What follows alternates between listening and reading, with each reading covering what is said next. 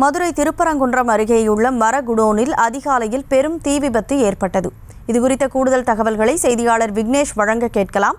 வணக்கம் விக்னேஷ், தீ விபத்துக்கான காரணம் என்னன்னு தெரிய வந்திருக்கா? முழு விவரம். நிச்சயமாக கனிமொழி, அதாவது மதுரை திருப்பரங்குன்றம் அருகே உள்ள மரகுடோனில் அதிகாலை ஏற்பட்ட திடீர் தீ விபத்தின் காரணமாக அப்பகுதி முழுவதும் புகை மண்டலமாக வீசி வருகிறது. மதுரை திருப்பரங்குன்றம் பின்புறம் உள்ள தென்பரங்குன்றம் பகுதியில் பழமை வாய்ந்த லட்சுமி திரையரங்கம் அருகே உள்ள சுப்புராஜ் என்பவருக்கு சொந்தமான மரகுடோன் உள்ளது.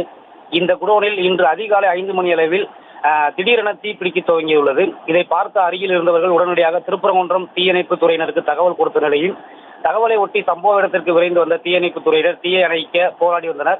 இதனால் ஒரு வாகனம் மூலம் தீயை அணைக்க கட்டுப்படுத்த முடியாத நிலையில் மதுரை மாநகர் பகுதியிலிருந்து தீயணைப்பு வாகனமும் அதே போல புறநகர் பகுதியில் உள்ள மேல அனுப்பாடி பகுதியிலிருந்து தீயணைப்பு வாகனம் மற்றும் 3 தீயணைப்பு வாகனம் மூலம் மரக்கடோ குடோனில் ஏற்பட்ட தீயை அணைக்க போராடி வந்தனர்.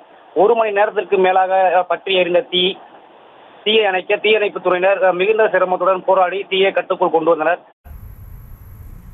விவரங்களுக்கு நன்றி விக்னேஷ்.